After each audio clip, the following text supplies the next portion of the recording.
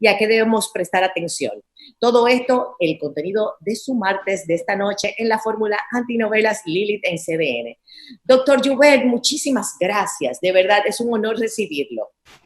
Gracias a ustedes por la invitación. Dispuesto a educar siempre. Bueno, la verdad que es que yo debo decirle al público que para mí es un privilegio recibirle porque, bueno, sigo todas las recomendaciones que usted envía, que se hacen virales en WhatsApp, porque seriamente recibir un consejo de un experto y de una manera serena y bien informada es un privilegio y un lujo en estos días donde hay tanta desinformación y hay tanto, perdone doctor, pero hay tanto... ya usted sabe, charlatán suelto. Y queremos perspectivas confiables. Y desde el punto de vista de esta humareda de Duquesa, la verdad la gente se escandalizó. El humo llegó a todas partes, en los apartamentos, según tengo entendido, se siente más de acuerdo al nivel de altura que tenga dicho apartamento. Es muy contaminante y ya la gente está en un proceso de cuarentena extendido donde de verdad pienso yo que los niveles de tolerancia se nos van debilitando y nos vamos poniendo un poquito más preocupados ante cualquier situación. Pero en particular en la humerada, esta contaminación por Duquesa. Cuéntenos, doctor, ¿qué repercusiones tiene y qué debemos esperar y hasta qué debemos prepararnos para hacer? Este fuego que existe en el vertedero de Duquesa, yo vivo en un piso alto de la ciudad y me acabo de asomar por la ventana a ver cómo veía el humo. Yo vivo en la Avenida México y Duquesa está al norte, al lado del aeropuerto de Ligüero, y de aquí se ve el humo. Eso está prendido botando humo. Es una crisis, primero medioambiental, y después una crisis para lo que nos corresponde a los médicos, en el medio de otra crisis. Tenemos una crisis sanitaria por el COVID, y esto vino a agregarse ahora a la crisis del COVID porque ese humo daña las vías respiratorias.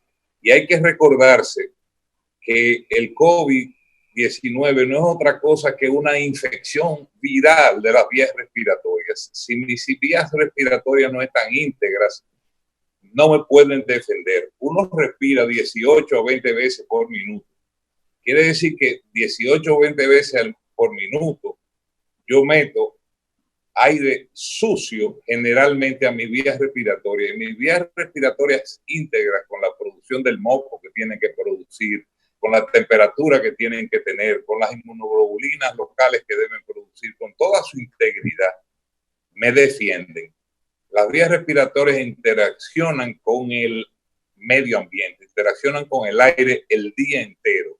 Para que no hagan el cálculo de lo que yo dije en un minuto, uno respira más o menos 28.800 veces por día. Uno mete aire sucio a las vías respiratorias 30.000 veces por día casi.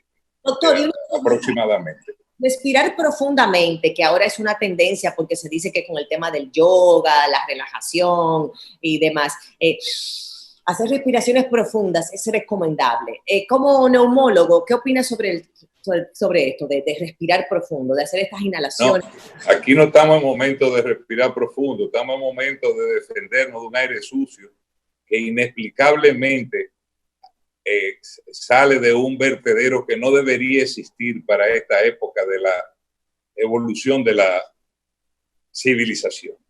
Esa es la verdad que tenemos. Cuando yo preparaba un programa anterior, hace 2 o 3 días atrás, que le dije a mi señora que me ayudara, me dice, ¿de qué es el programa? Digo, el vertedero de Duquesa. Me dice, tú tienes años hablando de lo mismo. Ese problema está con nosotros hace años y nadie ha salido a resolverlo y nadie sabe cuál es el responsable de que ese fuego se haya hecho. Porque eso tiene un responsable. No puede ser que suceda una crisis medioambiental en la ciudad donde viven 4 millones de habitantes, que esto es lo que hace que daña la salud de sus habitantes y no aparezca quién es el responsable de eso. Yo no estoy aquí para hablar de responsabilidades.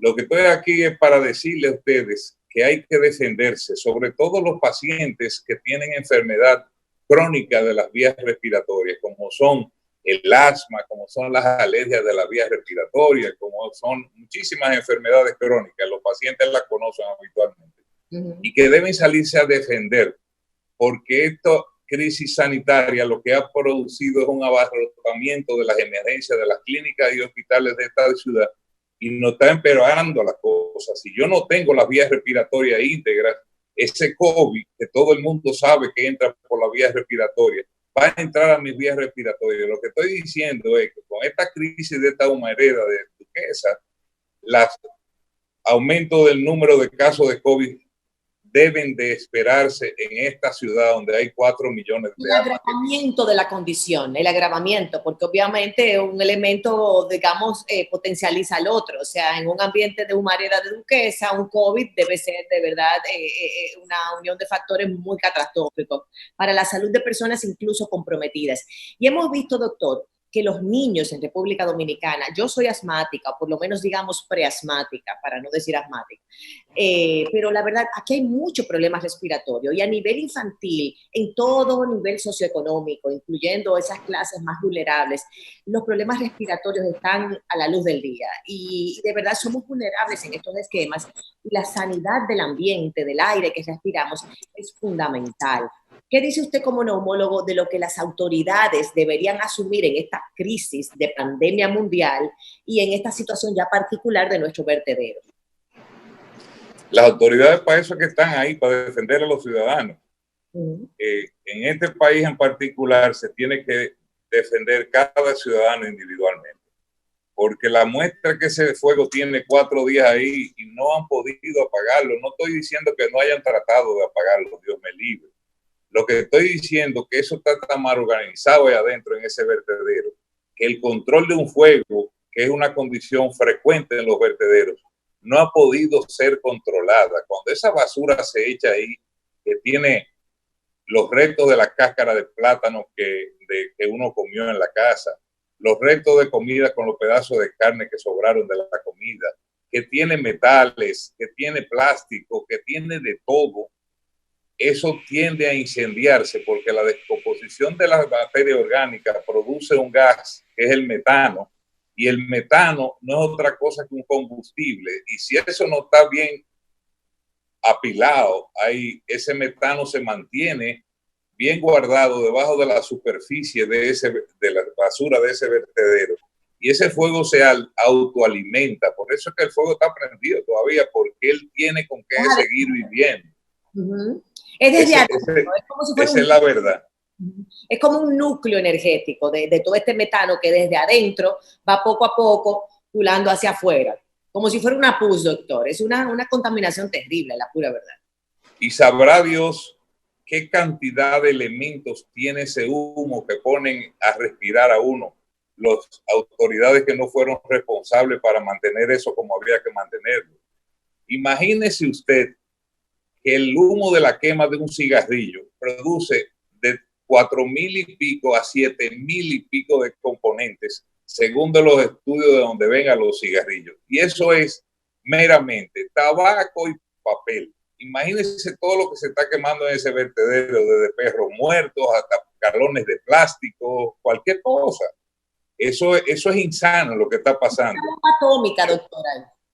¿Perdón? Una bomba atómica, eso ahí. Una vez yo fui a un entierro en un pueblo del país con mi mamá, al entierro de un pariente, y la hierba del cementerio tenía 1,5 metros de altura.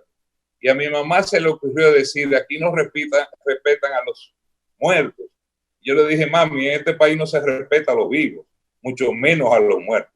Y esto es una muestra de la falta de respeto que tiene la gente que nos gobierna. No estoy hablando de nadie, sino los que son responsables de eso.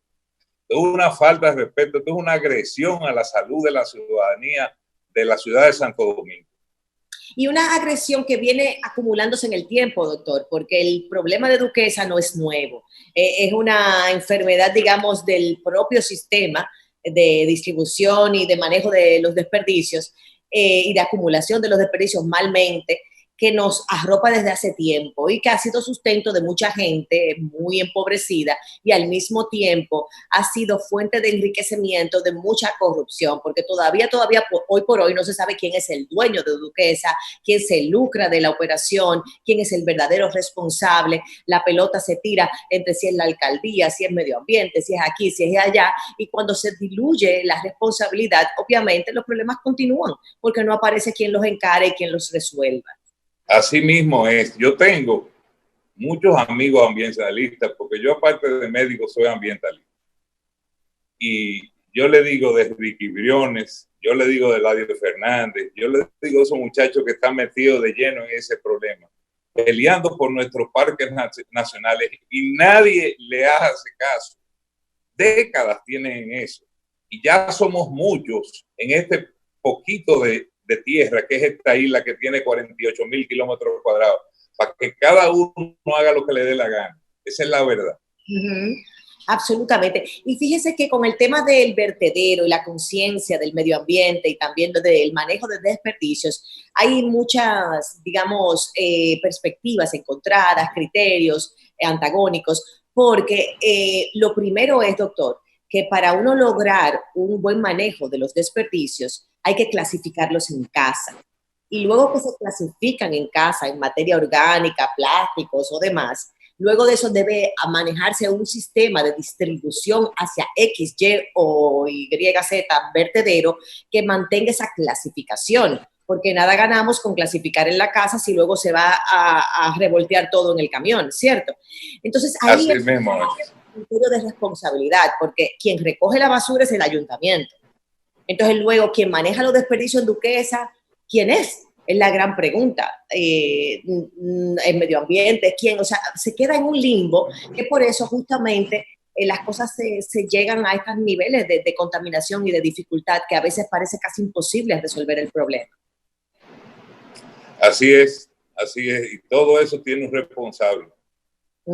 ¿Y quién es ese responsable, doctor, en su criterio? No sé, yo no sé de política, ni sé de manejo de desechos sanitarios, ni sé, pero eso es fácil de averiguar. Si se disponen a averiguar quién es responsable, se averigua. Esto es una agresión a la ciudadanía de la ciudad de Santo Domingo. Esto es una falta de respeto. A las cosas hay que ponerle nombre. Esto es una falta de respeto.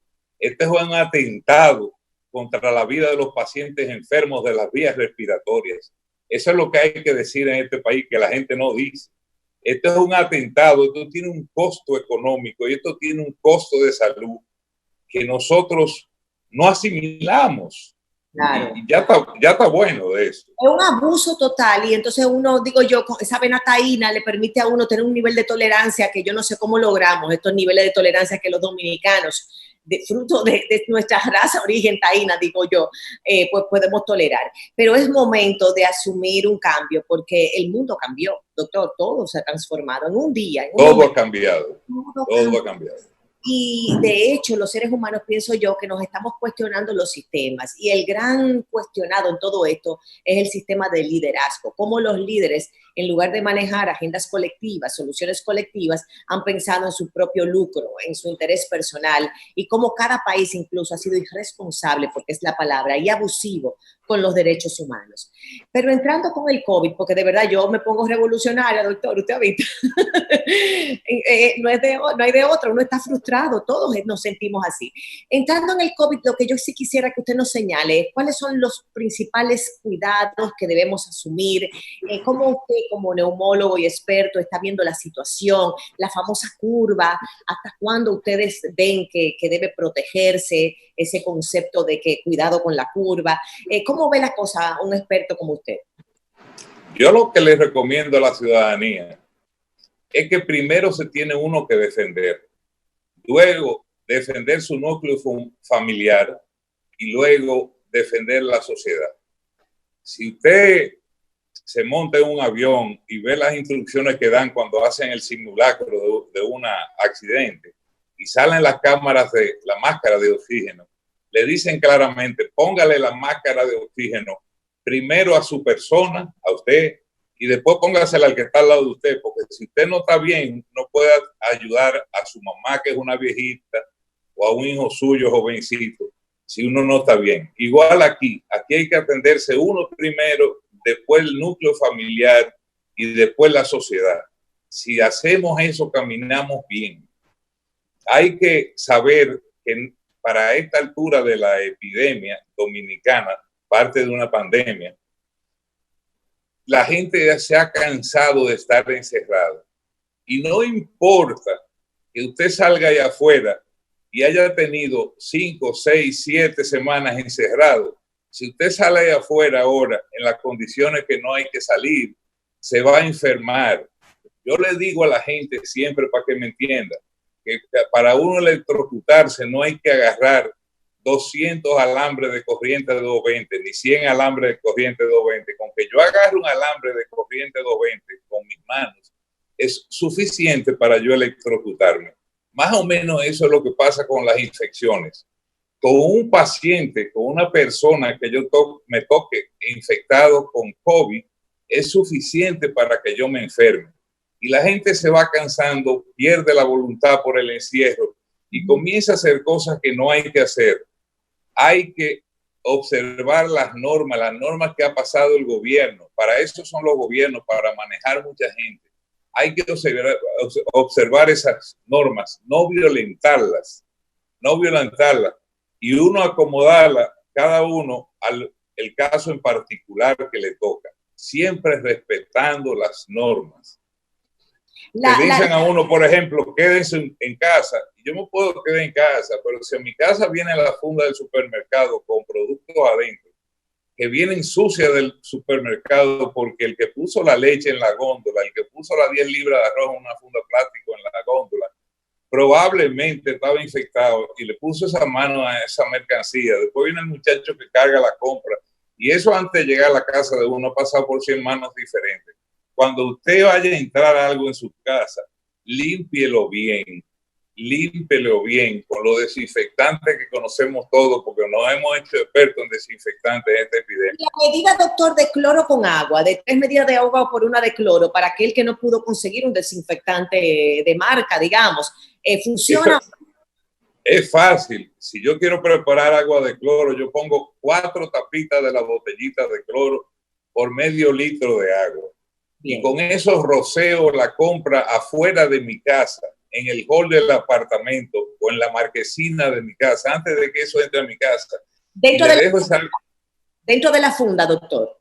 Dentro de la funda. Y cuando ha pasado un tiempo prudente, vamos a decir 10 minutos, con esa funda, con esa solución de cloro encima, se agarra un paño y con el paño se riega esa solución homogéneamente sobre la superficie de la funda. Y después yo agarro la funda que tengo las manos sucias y viene mi hija o mi esposa y mete sus manos limpias adentro y saca los paquetes que hay adentro de la funda. Y a eso otra vez yo vuelvo y le paso un paño con cloro, le pongo Lysol, de forma tal que yo proteja mi casa, yo individualizo mi casa del cuido, así como el vecino debe hacer lo mismo y todo el mundo debe hacer lo mismo. Voy a decir algo, doctor, de verdad, me preocupa muchísimo porque el protocolo histórico, digamos, del dominicano no lleva tantos cuidados de la sanidad. O sea, somos descuidados, como culturalmente hablando, somos muy confiados en el abrazo, el beso, el coger las cosas con la mano. No estábamos conscientes de verdad de los gérmenes, de las bacterias, de los virus. Estamos hablando de personas educadas que pudieran ir al supermercado y dedicar ese protocolo de tiempo largo a higienizar cada uno de estos productos. Pero usted sabe muy bien que el conglomerado de la población, de verdad, ese protocolo les resulta sumamente... ¿Sí o no? Esas normas se deben observar y respetarlas. Lo único que tenemos seguro para defendernos de COVID es lavarnos las manos y quedarnos en la casa. Y el distanciamiento social. Eso es lo único seguro que hay. Lo que yo he visto como médico durante esta pandemia ha sido una experiencia maravillosa y a la vez frustrante. De uno tener la esperanza en unas medicinas que uno le indica a un paciente que lo puedan ayudar y resulta que 2 o 3 semanas después aparecen los estudios que dicen que esa medicina no sirve para nada. Ya pasó con la hidroxicloroquina. La hidroxicloroquina la adoptó el gobierno francés, la Secretaría de Salud, el Ministerio de Salud francés, como una droga que junto con la acitromicina era la solución de este problema. Y varias semanas después publicaron claramente y dijeron, la hidroxicloroquina no sirve para nada. Peor que eso pasó cuando la administración de los hospitales de veteranos de Estados Unidos, Norteamérica, revisó el tratamiento que había recomendado el Ministerio de Salud norteamericano y el presidente norteamericano, y se vio que la hidroxicloroquina no solamente que no hacía nada, no ayudaba en nada a los pacientes con COVID, sino que le aumentaba la mortalidad. Cualquiera no quiere aumentarse la mortalidad con una medicina que uno no sabe si trabaja y que ahora está claramente demostrado que no trabaja. Fake news, doctor, hay mucho fake news, información falsa, sobre todo, por ejemplo, recientemente vi una noticia de que la nicotina ayudaba de alguna manera a evitar el virus. ¿Qué tan cierto es eso? Los norteamericanos que le ponen nombre a todo, le han llamado a esta epidemia, la epidemia F, del virus F. F significa fear y fear significa miedo en inglés. Porque lo que hay es un gran miedo y un gran miedo alimentando por muchísimas noticias que no sirven. Las cosas en las redes no se leen. Las cosas médicas en las redes no se leen. Se leen de los órganos médicos autorizados o de noticiarios médicos serios, que todo el mundo sabe cuáles son. Por ahí anda un video que me lo han mandado los pacientes entre ayer y hoy como 50 veces, de dos personas, dos médicos, uno en Centroamérica y otro en Sudamérica, con un moderador, que dicen que el mundo está equivocado en su enfoque con el COVID, que todos los médicos no saben lo que están haciendo. Y eso prendió como si fuera pólvora, porque es un poco hacerle caso a todo lo que aparece en las redes. Ni a las redes ni a los comentarios de la vecina se le hace caso. Muy bien, doctor. La verdad es que espero volverlo a recibir porque en esta cuarentena extendida necesitamos mucha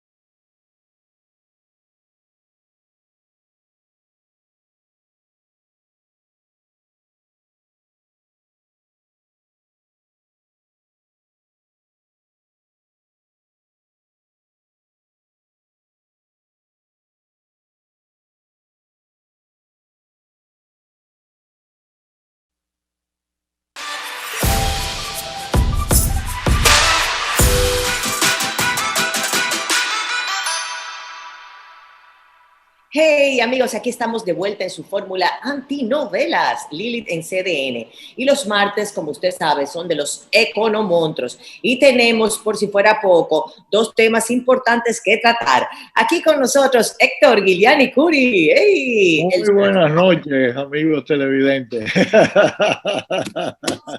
Guerrero, que anda por ahí también, señores, ensacados los dos, respetando.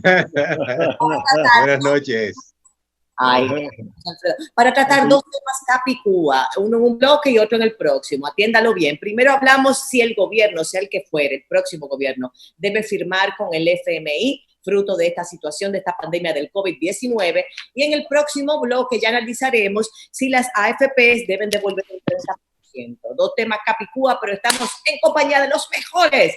Y arrancamos con Héctor Guiliani Curi. Héctor, ¿cómo estás? Muy buenas noches, muy bien, gracias a Dios. ¿En cuántas semanas que llevamos de confinamiento? A mí son 5 o 6, ya yo perdí la cuenta. Ya uno pierde la cuenta. Señores, Rafael, lo extrañamos a Rafael Espinal, que se sepa, no lo mencionamos porque está ocupado hoy, nos está pegando unos cuernitos, sabrá Dios.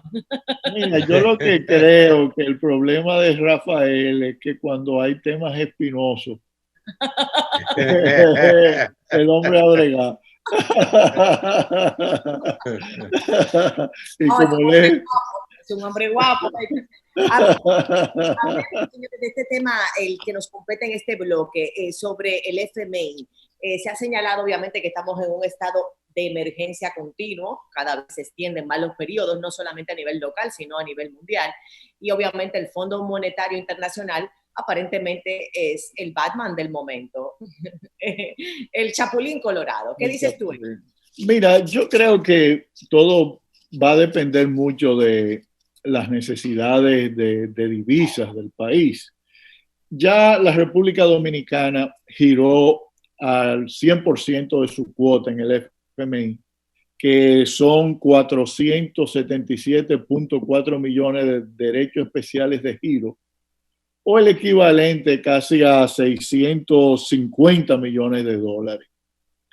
En base al programa anterior que tuvo la República Dominicana con el FMI, el país en un programa ya con condicionalidad y todo, podría girar a un monto de alrededor de 840 millones o más de dólares del FMI. Ahora, fíjate, yo creo que depende para qué tú quieres al FMI.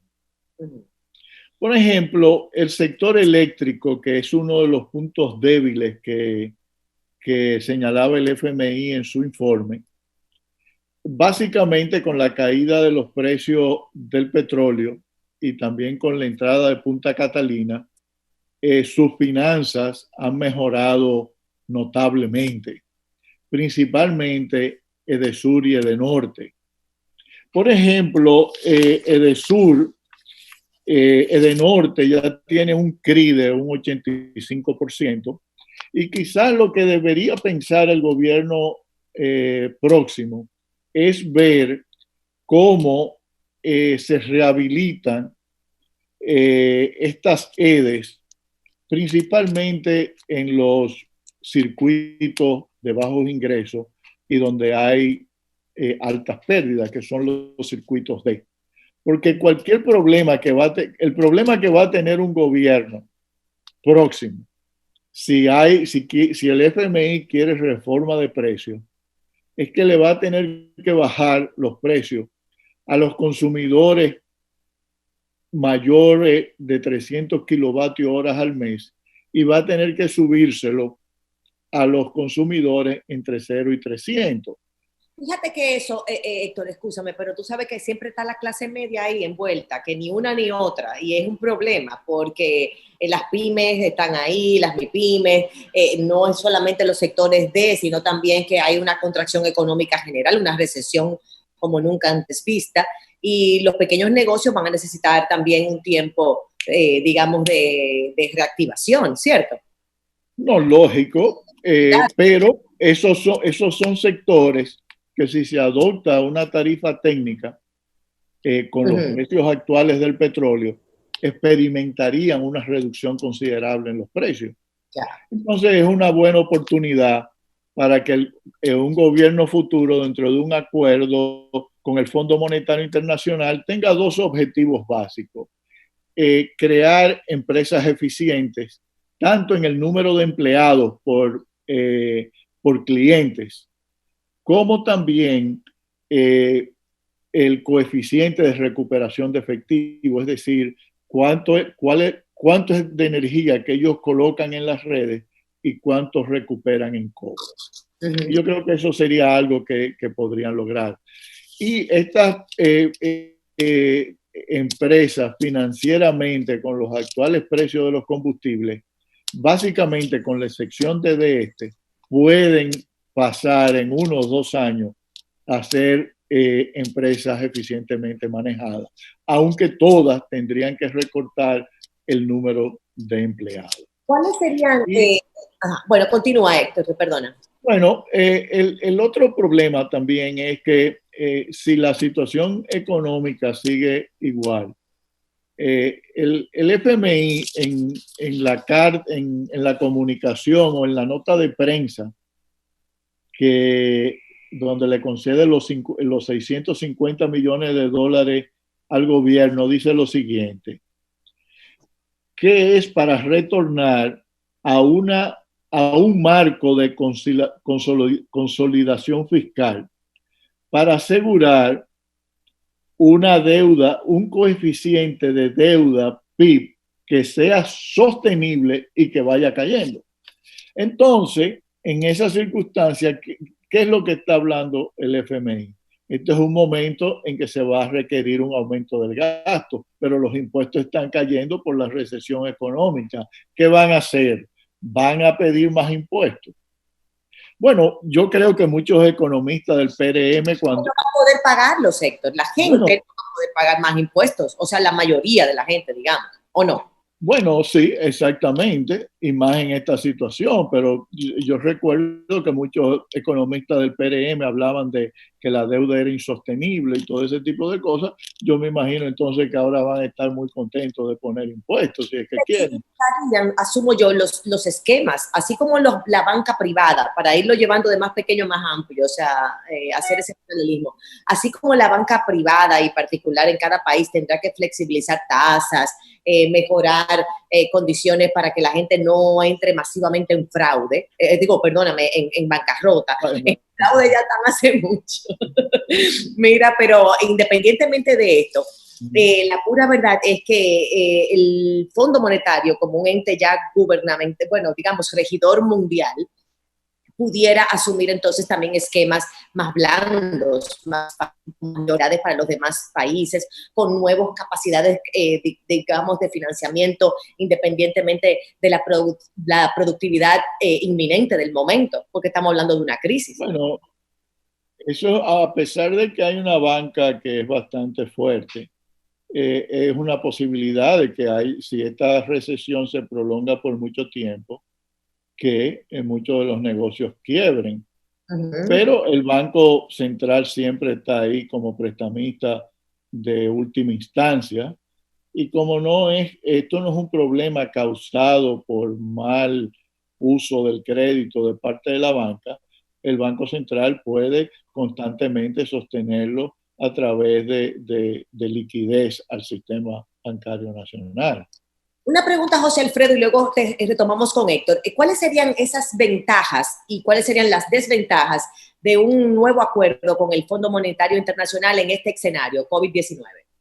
Mira, a mí lo principal de que me gusta del Fondo Monetario es que puede ser un árbitro en el equipo económico que surja, especialmente si es un caso de que gane la oposición, porque realmente los cambios de gobierno te generan muchas diferencias en los equipos económicos. Y ahí está la historia. Héctor y yo la conocemos bien cuando en el 2004, por ejemplo, luego de que estaban impulsándose las reformas financieras del Estado, vino la nueva camada de funcionarios y ¿qué pasó? De una vez volvieron a los libritos anteriores.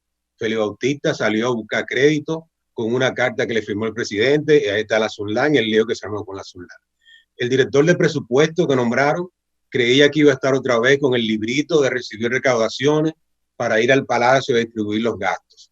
Ese señor ni siquiera recibía a la persona que estaba de consultor dentro de la dirección de presupuesto, que estaba llevando las reformas. Y otro caso también, el Banco Central, que estuvo fuera del gobierno, el mismo equipo que estuvo hasta el 2000, estuvo fuera, y el Banco Central llegó con la idea de que el CIGADE y la Dirección General de Crédito Público no era necesaria, que ellos iban a seguir siendo el back office de la deuda. Y eso pasa cuando la gente tiene mucho tiempo fuera del poder. Y uno ve a los economistas del PRM y ve muchas posiciones diferentes. Ahí tú tienes socialistas, gente libre empresa, gente mercantilista, y lo están manifestando en medios de opinión pública. Entonces, para una economía muy importante que haya un consenso.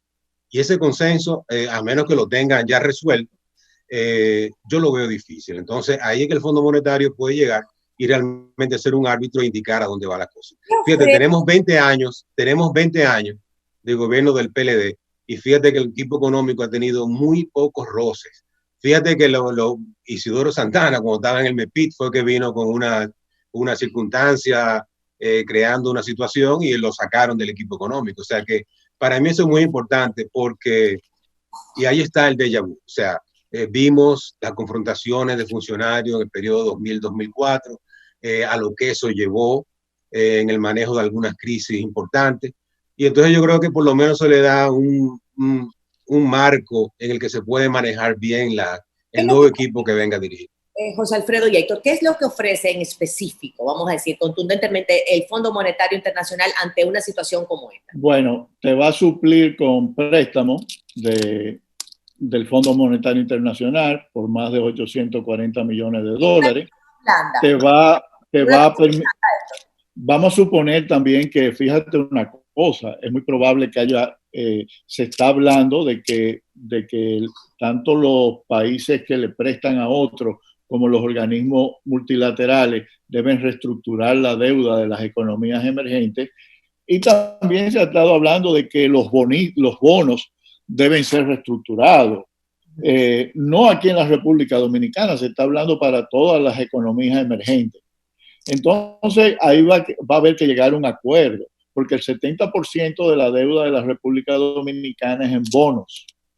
Y eso va a ocurrir en un marco legal bastante complicado. ¿Por qué? Porque puede ocurrir como en Argentina, donde hay unos fondos, vulture funds, ¿cómo que se llama? Fondos rapiñas, que aprovechan, compran la deuda baja y después dicen, miren, nosotros no estamos en disposición de reestructurar la deuda. Ustedes me tienen que pagar a mí lo que hay que pagar. Mientras que otros bonistas están en disposición de eso. Y eso habría que haber un acuerdo entre los países desarrollados para que esto no ocurra. Un acuerdo con el FMI, ¿qué impacto tiene en la valoración del peso dominicano? ¿Aumenta la valoración?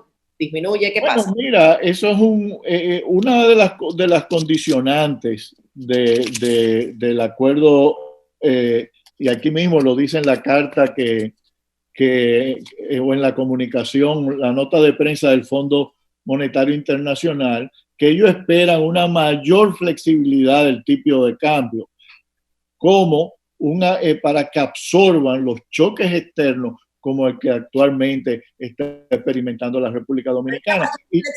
¿Una tendencia hacia arriba o hacia abajo? Bueno, hacia abajo, porque ¿qué es lo que precisamente es lo que ha permitido el Banco Central? Que la tasa de cambio se devalúe o se deprecie, y es probablemente en respuesta para que el Fondo Monetario Internacional desembolse los 650 millones de dólares. Es decir, puede ser que sea algo fortuito, pero aquí hay una documentación que pueden ir al sitio del internet y leerlo, de que el fondo espera una mayor flexibilidad en el tipo de cambio, que es algo que ellos venían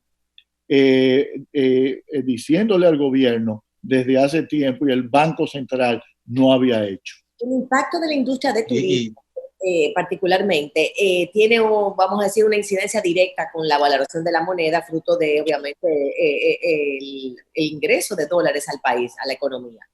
Y fíjate que decían muchos industriales de la industria turística que esperemos una tasa de cambio que pudiera llegar a elevarse incluso al 80 por 1. ¿Qué opinas sobre eso? No creo. Bueno, precisamente una de las cosas que ahí coincido con Héctor es que el Fondo Monetario, precisamente en los países que interviene y tenemos la experiencia, lo que hace precisamente es estabilizar los mercados cambiarios. O sea, eso de que pase a 80, eso realmente no pasa. Y ahí viene el tema. O sea, realmente con el Fondo Monetario, fíjate, nosotros tenemos candidatos de oposición y economistas que están hablando aquí de poner controles de precios. O sea, controles de precios a los productos de primera necesidad y ese tipo de cosas. Esas son cosas que con el Fondo Monetario no van. O sea, realmente no van ni con el fondo ni con lógica económica alguna.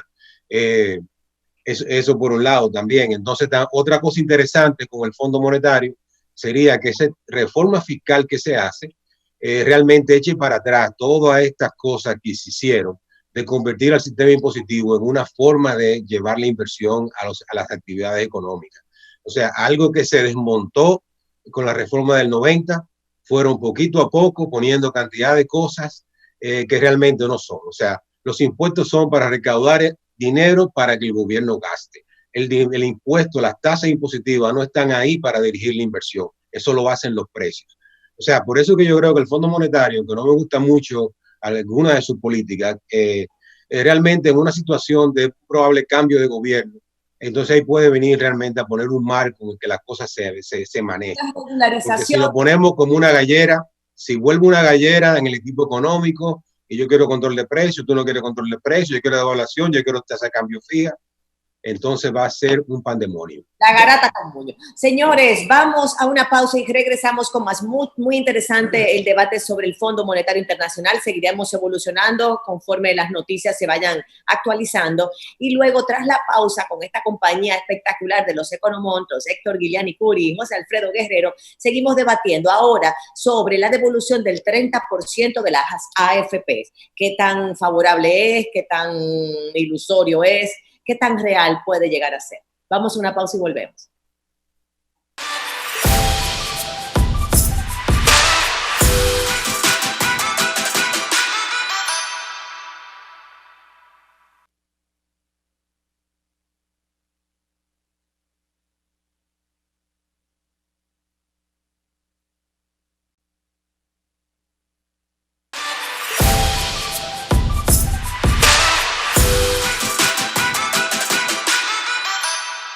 Y aquí estamos de vuelta en su fórmula antinovelas, en compañía de los mejores, los nuestros, los economontos, Héctor Guiliani Curi y José Alfredo Guerrero. A Rafael Espinal lo excusamos.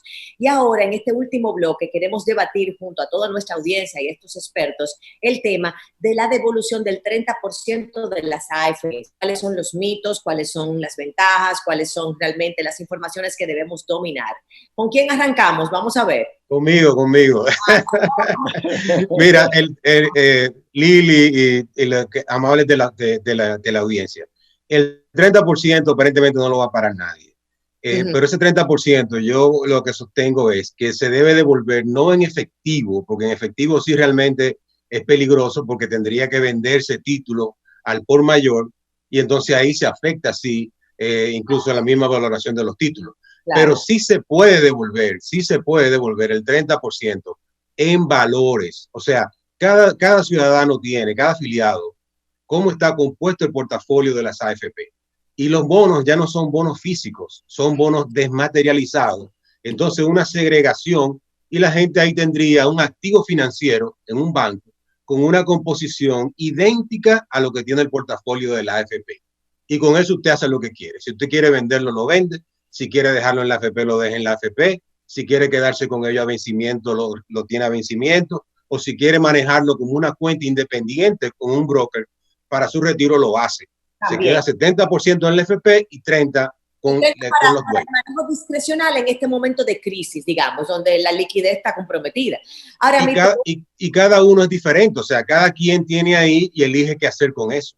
Sí, porque obviamente cuando la ley es general, o sea, cuando tú dices puedes disponer del 30%, lo podrá hacer aquel que está hasta el cocote, en buen dominicano, José Alfredo. No, exacto, tiene que ser a todos, pero en valores, o sea, en bonos. O sea, usted sería el dueño del 30% de lo que tiene en valores. En valores. Tanto en bono del gobierno, tanto en bono de Hacienda, con su vencimiento y todo. Desde el punto de vista de la AFP como industria, digamos, como empresas, se ha señalado que tienen una buena liquidez. O sea, la liquidez que tienen las AFPs hoy, en este momento, les permite poder, digamos, entregar el 30% a todos sus afiliados en un tirón, en una sola semana. No, ellos no tienen recursos líquidos. Por eso es que digo que se le devuelva, que se le dé a la gente el 30% en valores, o sea, en bonos, fondos de inversión. ¿En bonos en dónde? En bonos en su cuenta. Fíjate, Lili, ya los bonos no son físicos. O sea, para segregar una cuenta, simplemente, por ejemplo, en el caso mío, lo que yo tengo, bueno, usted va a tener X porcentaje en bonos, X porcentaje en bonos de Hacienda, tanto en fondos de inversión. Cada persona recibe una cuenta donde se ve el pastelito, donde están sus fondos. Bueno, eso mismo yo lo desagrego y José Alfredo Guerrero pasaría a ser dueño de esa cantidad de bonos. ¿Qué yo voy a hacer con ellos? Esperar que venzan. Tú lo quieres hacer líquido, tú lo quieres. Lo vendes, entonces tú lo vendes, pero tú lo vendes, tú puedes decir, voy a vender 10,000 pesos en bono ahora, voy a vender 20,000 mañana, pero no se vende todo de golpe. Ahí es que está la diferencia. Muy interesante. Héctor, ¿qué dices sobre el tema del 30% de devolución de las Mira, AFP? yo me voy a referir, por ejemplo, unas declaraciones del gobernador del Banco Central. Yo estoy de acuerdo, no estoy de acuerdo con José Alfredo. Yo no creo que los fondos de pensiones se hicieron para enfrentar estas circunstancias especiales, sino para darte un flujo de ingresos para la vejez. Pero yo creo que el gobernador del Banco Central está defendiendo los fondos de pensiones con argumentos que están completamente equivocados. En primer lugar, él dice que es la devolución de esos fondos implicaría que la emisión monetaria aumente en un 64%. En realidad no ocurriría ningún aumento en la emisión monetaria, al menos que el Banco Central salga a comprar los bonos. Porque ¿qué ocurre? Simplemente habría un cambio de dinero de un bolsillo, que es de las AFP, a otro bolsillo, que es la del público en general. ¿Por qué? Porque las AFP le venderían a todos aquellos que lo quieran comprar, ya sea en la modalidad que dice José Alfredo, como que la AFP lo venda. Entonces, José Alfredo sería uno, por ejemplo, de los que compra, le devuelve el dinero a la AFP, lo saca de un depósito en un banco comercial, se lo da a la AFP y la AFP se lo deposita al... Pero algo, Héctor, ahí, una inquietud. Para la AFP venderlo a José Alfredo, digamos, tiene que poner un precio atractivo porque ahora mismo el horno no está para galletica. O sea, estamos hablando de que hay evaluación. Y hay una venta. Yo creo que ocurriría tanto en la modalidad que dice José Alfredo como que lo hagan los fondos de pensiones directamente. Si hay una venta de esa cantidad de recursos al mercado para tratar de devolvérselo a los cotizantes, o si por lo que tú ves en las redes la gente está demandando eso porque quiere consumir, entonces aun cuando tú tomes la modalidad de José Alfredo, ellos van a tratar también de cambiarlo. ¿Y qué va a ocurrir en esa circunstancia? Que su precio va a bajar. Y eso no ocurriría si el Banco Central interviene en el mercado comprando esos bonos que pueden ser del gobierno o que pueden ser del Banco estándar, digamos, sin contraer el precio, sin contraerlo para que se mantenga la estabilidad. Ellos lo que harían ante el aumento de la oferta de bonos en el mercado, el Banco Central aumentaría la demanda comprándolos. Claro. Y eso es lo que hacen los bancos centrales en los países desarrollados. Son magos esa gente, son magos los bancos centrales. Exactamente. Entonces, mira, la emisión monetaria no es un argumento para justificar eso. Entonces, por el otro lado, él dice que habría un incremento en la demanda grandísimo. Mira, si tú ves las estadísticas del gasto del sector público, el gasto del sector público en marzo se cayó en 3.2%. Y en realidad, el déficit del gobierno ocurre por la caída de los impuestos. Lo que te dice que ni el gobierno mismo, que está llamado a gastar en estas circunstancias, está gastando. Y si tú miras la cifra de crédito neto al sector privado de abril a marzo, hay una caída de casi 13.000 millones. El sector privado no está demandando bienes y servicios. Crisis. Héctor, me dicen que no tenemos que despedir, pero la verdad es que me ha encantado llegar a la conclusión de que el Banco Central es el que crea la demanda y la oferta, y él nivela los precios. Eso es lo que yo aprendí. Sí, pero también se equivocaron en los argumentos para defenderlo, ¿no? ¿Verdad, José Alfredo? Señores, gracias a los economontros, Héctor Guiliani Curi, nuestro macroeconomista. La verdad que es un lujo aprender tanto contigo, Héctor. Y por supuesto, José Alfredo Guerrero por ahí también. Gracias. Otro monstruo. Un placer recibirlos. Nada, el martes que viene seguimos debatiendo, que estamos aprendiendo de economía. De aquí todos nos hacemos monstruos con ustedes. Gracias a la Bye, bye. Gracias. Gracias a ti, José Alfredo. Y mañana, ya usted sabe, su cita obligada aquí en la fórmula antinovelas y anti-COVID, que esto nos hace más fuertes y mejores. Bye, bye.